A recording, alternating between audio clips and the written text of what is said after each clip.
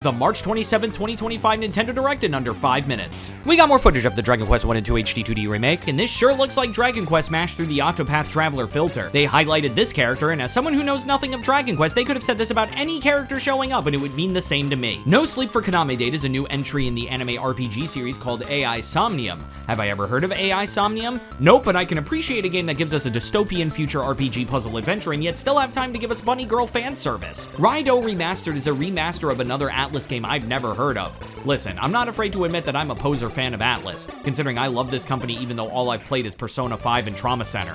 That's right, not even Catherine.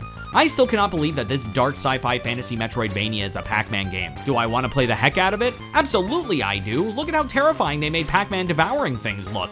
If there was a series I was not expecting to get a remake, it was Patapon. Patapon plus Patapon 2 Replay proves that literally any old property is up for grabs when it comes to remakes. Real talk, this looks cool, and I love to see series like these transcending consoles since I'm pretty sure these characters are in Astrobot. My knee-jerk reaction to seeing this game was to get mad at yet another farming simulator game on the Switch, but since it's a new Story of Seasons game, it gets a pass. Not gonna lie, the navigation options that this game shows off actually makes it look fun to traverse this world. Will I ever get into Harvest Moon and Story of Seasons? Probably not, but I appreciate trying anything other than just farming in a farming sim. Wait, we're doing Metroid Prime 4 already? I thought they were gonna end with this! We see that Samus gets a new set of psychic powers on this new planet, as if Samus hasn't been taking enough psychic damage throughout this whole series. Seriously, when you actually know all of Metroid lore, you see just how terrible Samus's life truly is.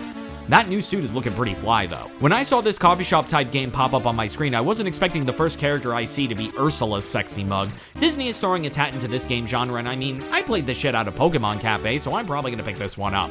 As long as the gameplay is fun and cozy, the coffee shop aesthetic works on me. Call me basic. Witchbrook looks like the most boring game based off of spellcasting ever. Does anyone else think this game kinda looks like Gaia Online? Did that just make me sound super old? I'm moving on before I become that MGS4 gif. A kick-ass hand-drawn platformer where you get to beat people up as an old man? It's almost like this game was made for me. Did you ever want a collection of space pew-pews? Gradius has got you covered. It is genuinely cool that you can play other regional versions of this game, but it makes me think how different those versions could actually be from each other.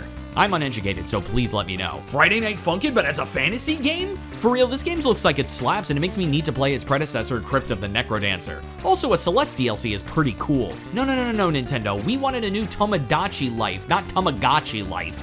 This game looks like a glorified minigame collection that I would probably be done with in an hour, regardless if my save file says 100% or 17%. Seeing a new trailer for Pokemon ZA is cool, but it makes the Pokemon Presents from weeks ago seem even more pointless if they were going to show way more in this trailer than they did back then. The Pokemon Presents trailer did one thing that this version didn't. It showed us Mommy Hex Maniac Awooga! Speaking of Awooga, a new Rhythm Heaven game, hello? I completely gave up on getting a Switch Rhythm Heaven game, so this was actually a very welcome surprise. Bring back the wrestler! The virtual game card concept is actually pretty huge. Not only does it make it that you own the digital downloads that you actually have, but it also makes it easier to trade games with your friends between Switches. This is actually a pretty cool feature, what a W. Time for a montage of games that I don't have a lot to say about, and neither did Nintendo. High on Life, Star Overdrive, The Wandering Village, King of Meat, Lose Lagoon, and Fantasy Life I, The Girl Who Broke Time. How many RPG remakes are we going to get during this Nintendo Direct? Congratulations to Monument Valley for obtaining my obligatory award of the game that is indie as heck. Everybody's Golf is getting a new entry, and I was blown away by the fact that my dumbass thought that this series only had one game in 2017 and is apparently a series that dates back to the 90s. Anyway, yeah, this sure is a golf game. Marvel Superheroes gets their turn at a retro-style beat-em-up, and it just makes me want a remake of Maximum Carnage on the Sega Genesis. I know I complained about remakes not that long ago, but I like remakes of games that I like. Leave me alone.